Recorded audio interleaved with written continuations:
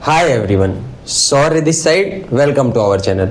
आज की वीडियो का टॉपिक है how to study chemistry for NCET exam. मतलब अगर एनसीईटी एग्जाम आप देंगे ईयर 2026 में और अगर आपका एक डोमेन उसमें होगा केमिस्ट्री, तो आज आपको पता चलेगी केमिस्ट्री कैसे प्रिपेयर करना चाहिए जिससे कि आप मैक्सिमम स्कोर कर पाएँ उसमें। चलिए स्टार्ट करते हैं। सबसे पहले आपको बता देते हैं कि एनसीईटी एग्जाम क्या है। तो NCET date is national common entrance test, ये एनटीए कंडक्ट कराते हैं। नेशनल कॉमन एंट्रेंस टेस्ट उन लोग को देना चाहिए जिन लोग को बीएससी बीएड, बीकॉम बीएड या फिर बीए बीएड। अगर आपको बीएससी बीएड, बीकॉम बीएड या बीए बीएड करना है टॉप आईआईटीज या फिर एनआईटीज या फिर सेंट्रल यूनिवर्सिटी या फिर गवर्नमेंट एफिलेटेड कॉलेजेस से अगर आपको बीएससी बीएड, बीकॉम बीएड या फिर बीए बीएड करना है तो आपको एक एग्जाम देना चाहिए एनसीईटी। ये एनसीईटी का कंडक्टिंग एजेंसी है एनटीए, नेशनल टेस्टिंग एजेंसी। बहुत सारे एग्जाम्स करवाते हैं जैसे जेई मेंस, नीट, सीयूईटी। वैसे ही एक और एग्जाम है एनसीईटी। जेई से आपको मिलता है बीटेक, बट एनसीईटी से आपको मिलेगा बीएससी बीएड, बीकॉम बीएड और बीए बीएड। आप कहाँ से कर सकते हैं? आईआईटीज, एनआईटीज और सेंट्रल यूनिवर्सिटीज से। आई होप आपको समझ आया होगा ये कि एनसीईटी एग्जाम किसको देना चाहिए। अब देख लेते हैं कि आपको केमिस्ट्री कैसे प्रिपेयर करना है। तो आप लास्ट वीडियो में आप लोग अगर केमिस्ट्री का सिलेबस वीडियो देखेंगे तो आप लोग को पता हो कि केमिस्ट्री मतलब ये 3 ब्रांचेज में डिवाइडेड है केमिस्ट्री। पहला तो फिजिकल केमिस्ट्री, फिर इनऑर्गेनिक केमिस्ट्री और ऑर्गेनिक केमिस्ट्री। फिजिकल में टोटल 3 चैप्टर्स थे, पहला सॉल्यूशन, फिर इलेक्ट्रोकेमिस्ट्री और केमिकल काइनेटिक्स। इनऑर्गेनिक में सिर्फ फिजिकल में 3 थे, इनऑर्गेनिक में सिर्फ 2, एक तो डी और एफ ब्लॉक और एक कोऑर्डिनेशन कंपाउंड। और ऑर्गेनिक में टोटल 5 चैप्टर्स थे, halo alkane, hello arene, alcohol, phenol ether, aldehyde, ketone, carboxylic acid, amines और बायोमोलिक्यूल्स। आप सबको ये ऐड करेंगे तो टोटल चैप्टर्स है 10। यही 10 चैप्टर्स आपके क्लास 12th के बोर्ड्स में भी है और यही 10 चैप्टर्स आपके एनसीईटी एग्जाम में भी है।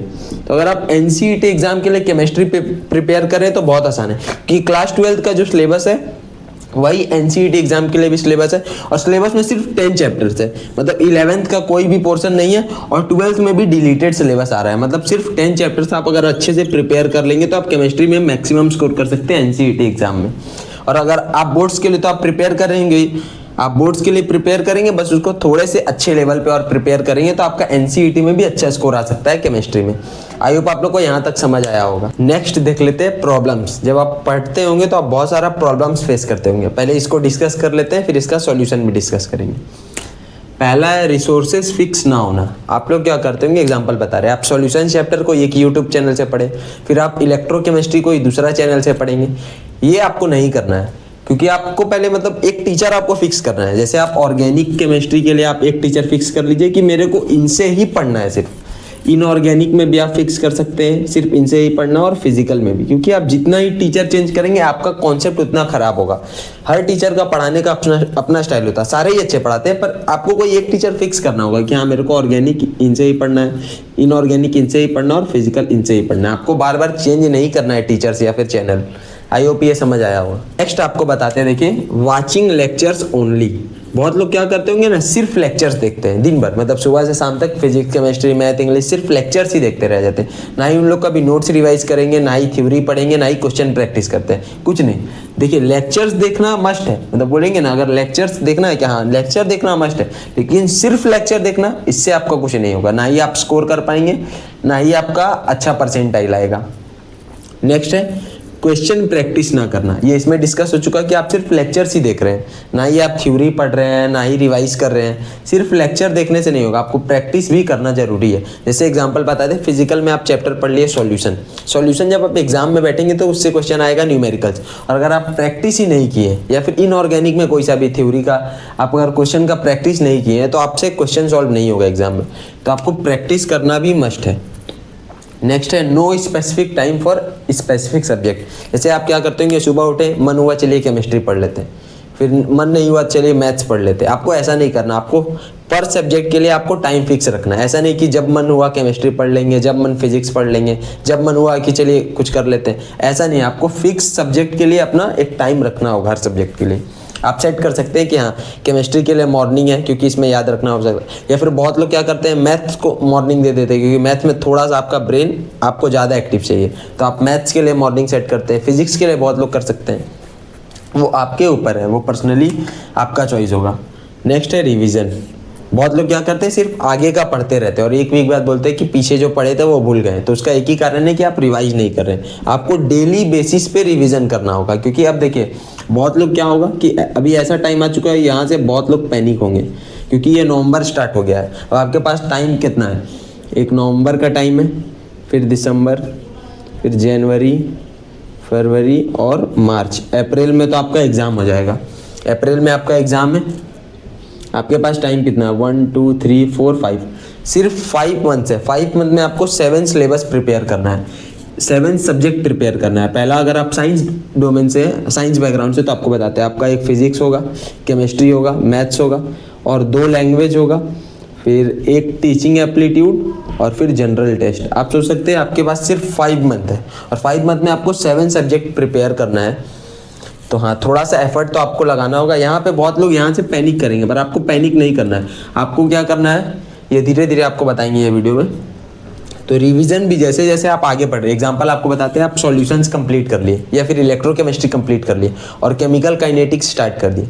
तो ऐसा नहीं करना है कि सॉल्यूशन या फिर इलेक्ट्रोकेमिस्ट्री को छोड़ देना। आप केमिकल काइनेटिक्स पढ़ते रहिए, पर ये दोनों को पीछे भी रिवाइज करते रहिए, 20 मिनट, आधा घंटा, 30 मिनट, जैसे आपको अच्छा लगे। पर आगे जो आप पढ़ रहे हैं, जैसे आप ऑर्गेनिक पढ़ रहे हैं, तो फिजिकल आपका हो अगर कंप्लीट है तो आप फिजिकल रिवाइज करते रहिए और ऑर्गेनिक आगे पढ़ते रहिए। ये आपको समझ आ रहा होगा। और ये बहुत लोग का प्रॉब्लम आता है कि फिजिकल केमिस्ट्री में न्यूमेरिकल सॉल्व नहीं होता है, ये भी बताएंगे आगे। इनऑर्गेनिक में क्या होता है, मेमोराइज करना पड़ता है बहुत सारा। भैया इसमें ब्लॉक केमिस्ट्री में बहुत सारा चीज़ है कि जो आपको रिवाइज करना, मतलब मेमोराइज करना पड़ता है। और ऑर्गेनिक में भी बहुत लोग बोलते हैं कि हाँ बहुत ज़्यादा मेमोराइज करना पड़ता है। सारा ही सॉल्यूशन आपको धीरे धीरे पता चलेगा। नेक्स्ट देख लेते हैं क्या करना है, व्हाट टू डू। अभी हम लोग देख चुके हैं क्या नहीं करना है जो आप लोग कर रहे हैं मिस्टेक। अब देख लेते हैं व्हाट टू डू, ठीक है। पहला पॉइंट है इसमें, मेक योर बेसिक्स स्ट्रॉन्ग। बहुत लोग का क्या होगा कि आपको क्लास 12 जैसे ही आप केमिस्ट्री स्टार्ट किया आपको समझ नहीं आ रहा होगा बहुत सारा चीज़। जैसे पहला ही चैप्टर में सॉल्यूशंस में आपको बहुत प्रॉब्लम हो सकता है, या फिर आप ऑर्गेनिक स्टार्ट किए होंगे तो प्रॉब्लम हो रहा होगा। उसका एक कारण है कि आपका क्लास 12 आपको समझ नहीं आ रहा। उसमें एक ही कारण है कि आपका 11th आपका वीक होगा। तो 11th का पहले आपको कुछ चैप्टर्स कर लेना, आपको बहुत एडवांस लेवल पे नहीं करना, बट आपको बेसिक्स का क्लियर होना चाहिए। आपको बता देते हैं फिजिकल केमिस्ट्री में एक चैप्टर है मोल कॉन्सेप्ट और एक चैप्टर है रेडॉक्स रिएक्शन। अगर आप ये दोनों चैप्टर का बेसिक्स भी अगर आप कर लेते हैं तो आपको क्लास 12 में फिजिकल में जैसे सॉल्यूशन, इलेक्ट्रोकेमिस्ट्री और केमिकल काइनेटिक्स में आपको प्रॉब्लम नहीं होगा। आप समझ पाएंगे और आप क्वेश्चन भी आपसे सॉल्व होगा। नेक्स्ट है इनऑर्गेनिक। इनऑर्गेनिक में 2 चैप्टर्स आपको बेसिक के लिए करना है, एक है पीरियोडिक टेबल और एक है केमिकल बॉन्डिंग। पीरियोडिक टेबल और केमिकल बॉन्डिंग अगर आपका वीक होगा तो आपको ऑर्गेनिक में भी दिक्कत होगा क्लास 12 का। और क्लास 12 का 50% पार्ट है ऑर्गेनिक केमिस्ट्री। अब ऑर्गेनिक में देख लेते हैं, एक आपको पढ़ना है जीओसी और एक है हाइड्रोकार्बन। जीओसी और हाइड्रोकार्बन अगर आपको 11th में आता है अच्छे से, जीओसी में भी 3 पार्ट है, आईयूपीएसी, आइसोमेरिज्म और जीओसी, ये तीनों पार्ट। और हाइड्रोकार्बन अगर आप इसको अच्छे से कर लेते हो तो आपका 12th का 50% ऑर्गेनिक यहीं पे खत्म हो जाता है। और अगर आपको ये दोनों भी नहीं आता है, पीरियोडिक टेबल और केमिकल बॉन्डिंग, तो आपको 12th का इनऑर्गेनिक भी नहीं आएगा और 12th का ऑर्गेनिक भी नहीं आएगा। तो आपको ये तो करना ही है। हम ये नहीं बोल रहे आप बहुत एडवांस लेवल पे कीजिए, बट आपको बेसिक्स आना चाहिए एनसीईआरटी लेवल पे, जिससे कि आप क्लास 12 को अच्छे से समझ पाएँ। अगर आपको यही सब नहीं आता होगा तो आप क्लास 12 में आपको समझ नहीं आएगा, फिर आप याद करेंगे और बोलेंगे केमिस्ट्री में रटना होता है। ऐसा कुछ नहीं है। अगर आपको ये सब आता है बेसिक्स, तो आपको क्लास 12 आपका स्मूथ चलेगा, आपको समझ आएगा, आप क्वेश्चन खुद सॉल्व कर पाएंगे। आई होप आपको ये समझ आया हो कि आपको ये करना है। लास्ट बार फिर से रिपीट कर रहे हैं कि आपको ये बहुत एडवांस लेवल पे नहीं पढ़ना है, आपको बेसिक लेवल पे ही पढ़ना है, एनसीईआरटी लेवल पे, जिससे कि आपको क्लास 12 में आपका समझ आए, स्मूथ चले आपका जर्नी। नेक्स्ट है फिक्स योर रिसोर्सेज। ये बता चुके हैं कि आपको हाँ टीचर एक फिक्स कर लेना है। जैसे एग्जांपल बताते हैं, बहुत लोग क्या करते हैं कि एक्स टीचर से एक चैप्टर पढ़ते हैं, फिर एक चैप्टर पढ़ेंगे वाई से, फिर एक चैप्टर पढ़ेंगे जेड से। सारे ही टीचर अच्छा पढ़ाते हैं, बट आप एक्स से पढ़ेंगे, फिर आपको कुछ चीज़ नहीं समझ आएगा, फिर आप वाई पे जाएंगे, फिर जेड पे जाएंगे। इससे क्या होगा कि कभी भी आपका एक चैप्टर कंप्लीट ही नहीं हो पाएगा। आपको कोई भी एक टीचर आप सेट कर लीजिए, सारे ही टीचर अच्छे पढ़ाते। आपको देखना है कि आपको किन से समझ आ रहा है, आपको जिन से समझ आ रहा है आप उनको सेट कर लीजिए, और आपको पूरा सिलेबस उन्हीं से पढ़ना है। आप कोई भी देख सकते हैं यूट्यूब में जिससे आपको समझ आ रहा हो। ऐसा नहीं कि ये टीचर स्टार टीचर है तो अच्छा पढ़ाते हैं, बहुत लोग इनसे पढ़ते हैं। आपको ये देखना, हाँ मेरे को इनसे समझ आ रहा है तो आप चूज़ कर सकते हैं। अगर मेरे को नहीं आ रहा तो कोई बात नहीं, आप दूसरा टीचर के लिए देख सकते हैं, ठीक है। ये तो टीचर्स के लिए था। बहुत लोग क्या करते हैं कि कौन सा बुक्स पढ़ना है, तो केमिस्ट्री में आपको एक ही बुक पढ़ना है, एनसीईआरटी। आप जेई मेंस दीजिए, आप सीयूईटी दीजिए, आप बोर्ड्स दीजिए, या फिर एनसीईटी, आप कोई भी एग्जाम दीजिए, केमिस्ट्री में आपको एक ही बुक पढ़ना है, एनसीईआरटी। बोले भैया एक्स बुक पढ़ सकते हैं, वाई बुक, जेड बुक, आपको कुछ नहीं पढ़ना है, आपको सिर्फ एनसीईआरटी ही पढ़ना है बस। तो आप टीचर भी फिक्स कर लीजिए अपना, और बुक भी फिक्स कर लीजिए। हाँ, क्वेश्चन प्रैक्टिस में आपको एनसीईआरटी के अलावा और भी कुछ करना होगा, वो आप देख सकते हैं, वो आपको हम अभी गाइड करेंगे। नेक्स्ट है रिसोर्सेज। रिसोर्सेज में एक तो आपको एनसीईआरटी फिक्स कर लेना है आपका, दूसरा आपका क्लास नोट्स। आप जिस भी टीचर से पढ़ रहे हैं वो क्लास में जो नोट्स दे रहे हैं वो नोट्स, और साथ में आप एक बुक ले सकते हैं कोई भी क्वेश्चन प्रैक्टिस का। हाँ, जेई मेन से थोड़ा सा लेवल बिलो ही रहता है, जैसे सीयूईटी या फिर सीयूईटी से थोड़ा सा ऊपर आपका एग्जाम का क्वेश्चन का लेवल रहेगा। तो आप क्वेश्चन प्रैक्टिस के लिए कोई सा भी सीयूईटी का बुक ले सकते हैं, और प्रीवियस ईयर भी आप देख सकते हैं, तो आपको खुद आइडिया लग जाएगा।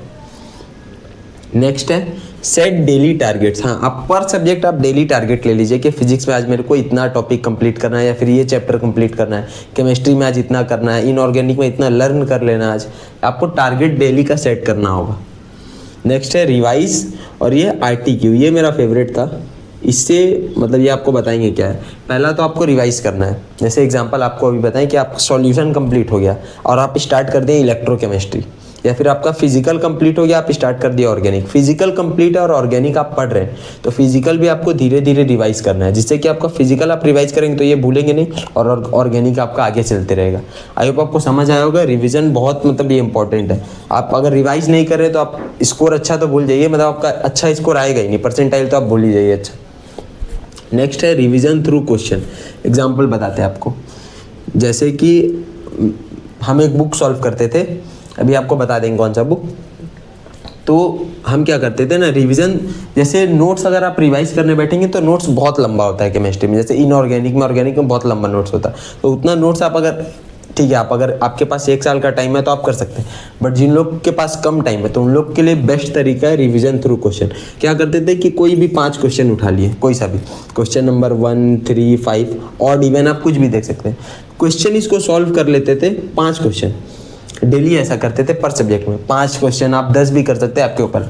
कोई भी 5-10 क्वेश्चन उठा लिया और क्वेश्चन को ही सॉल्व करते थे। क्वेश्चन सॉल्व करने से थ्योरी भी मेरा रिवाइज हो जाता था और क्वेश्चन का भी प्रैक्टिस हो जाता था। यही है रिवीजन थ्रू क्वेश्चन।